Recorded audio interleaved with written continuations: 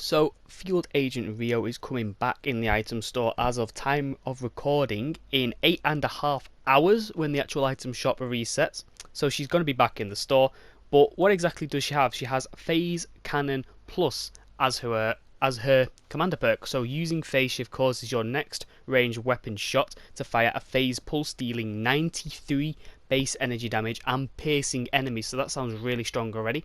Her hero abilities Phase Shift, Teddy and Seismic Smash. She comes with the team perk Phase Blaster, so we're going to be using Phase Blaster as well. It is basically the exact same as her actual hero ability. So every 5 seconds your next shot will fire a phase pulse which deals 47 base energy damage as well. So if you could phase shift and wait 5 seconds, phase shift, you should be able to double stack those. So you should fire 2 phase pulses together, which would be very, very cool.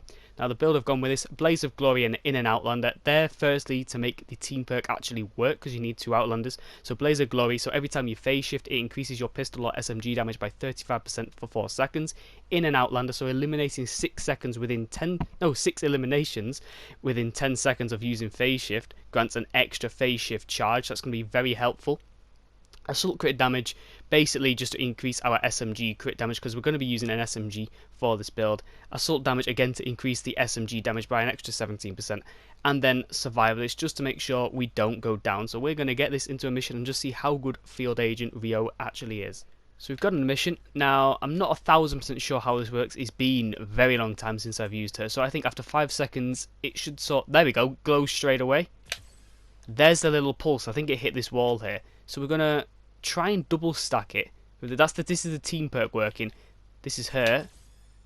Okay, so they don't seem to stack, but every phase shift like that, we get that additional tiny bit of damage, which I think could be very cool when coming across something like a blaster.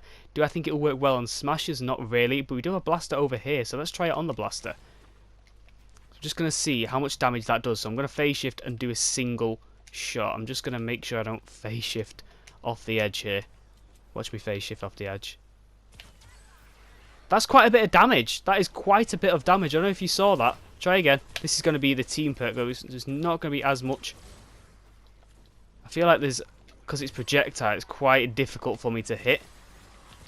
And we want to see it pierce as well. That's what we're going to test out now. Got 3 seconds to wait. I'm going to see if it can pierce. Well, we know it can pierce. I don't think they can get up here, can they? Let me try and just let the husks get up. Come on, husks. We want you up here. I want to pierce this on you. Forgot she was an Outlander. There we go. Phase shift.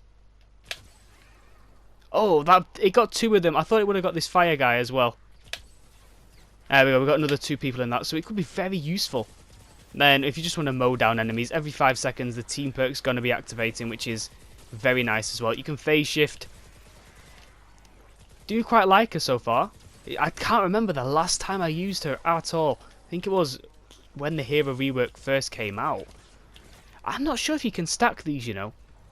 Let me just double check. No, you can't stack the team perk with her actual commander perk. There we go, the affliction on the weapon. Finished him off there. Again, I'm going to get it piercing. There, it pierces really well. That's made me think, does it set... Oh, okay, it doesn't go through shielders. I mean, right, Husky's okay. It doesn't go through there. Maybe if I aim for his head. Never mind. I'm thinking, would it go through... would it detonate a Sploder? That is one thing I do want to test with this, because if it doesn't, this could be very good for those people who don't have this hero and would really like it. So we're going to hopefully find some propane tanks around and see if it detonates them. I've just had a thought, because it's kind of like you've got to shoot, it's going to be really difficult for me to actually hit a propane tank. I've got to kind of lead my shot. That piercing is really good. I didn't think the range would be that good. Look, wait, what was the range on that? Does it go off the map? That just keeps going and going. Oh, nearly fell off. I want to see how far it actually goes now. I will try and find some Sploders or propane tanks, but the Sploder has to be holding the propane tank for me to really get this right, and I've got to basically track my shot. Let's see how far you can actually get this. That pretty... Ooh, I don't think it does go the whole map. Let me just see with a sniper. Again. Let's see, have a look. Does it go all the way? It goes quite a distance. That's making me think, does it hold on to that damage over distance? So, can we tag them? No, we can't tag them. I'm going to go all the way over there, or try and find some enemies quite far away, like these, and see if it just holds that damage at a distance. Let's just test out. And it does actually work with any weapon, by the way. Here we go. That's quite good, that. Do the phase shift version. Yeah, the phase shift... Oh, I don't know. The phase shift version and the team perk version, they seem very similar, you know? In terms of damage. They don't seem different at all. I'm not sure which is the stronger version and which is getting the... which is becoming weaker there, but they seem exactly the same. They really do. Again, I'm still, like I said, I'm still going to look for some propane tanks. Okay, we couldn't actually find any more exploders, so we're just doing the defense. There's a Teddy, but with the team perk, it comes very passive. Okay, with the actual with field agent Rio, you kind of have to remember, if you really want the extra damage, just phase shift. You've got to keep phase shifting. I've got to be getting 6 eliminations every 10 seconds to keep getting my charges as well. Or 6 eliminations 10 seconds after I've done my first phase shift. Again, I'm not 1000% sure how that hero does work, but I was hoping it would help in terms of managing to use this phase pulse thingy. Is it phase pulse? I always forget the names of things. I'm going to call it phase pulse. Let me see if it is phase pulse. Where is it? Yeah, phase pulse. I always forget the names of things. They don't stack though, so I'm not sure which one we're actually holding on to here. Again, that's basically free damage. Look at that. That is free damage on top of an additional shot, which is very, very nice. There we go. We've got a smasher. Let's see what we can do against the smasher. Don't think we'll be doing too much. You saw when it hit. You definitely saw when the actual phase pulse hit. Then there's an extra bit of damage in there. I've just missed that one completely. But I don't think it'll be good for things like smashers. I think obviously because it pierces, it'll be very good down trap tunnels. But the only issue there is, does it set off propane tanks? Hopefully we get propane tanks in the second defense, because if it doesn't, I guess you could kind of like shoot at an angle like this. Oh no! I mean, I was actually aiming for the right husky there, but yeah, let me test again. See if you can shoot at a certain angle so the bullet doesn't hit, but the phase pulse does, like that. That's good. Yeah, you've really got to angle it. I don't even know if I'm actually hitting them with the bullet there. You've got to angle it quite well if you don't want it setting off exploders. Even then, though, you could probably shoot at the exploder's legs. Yeah, you could shoot downwards, I guess. I always try and figure out if a weapon... I never ever suggest shooting things down tunnels, because you're always going to set off propane tanks. But there's a select few weapons or abilities in the game that doesn't set off exploders in tunnels, which is very, very good. Just gives those traps a bit of breathing room sometimes. That's pretty much the damage we're doing. If I phase shift...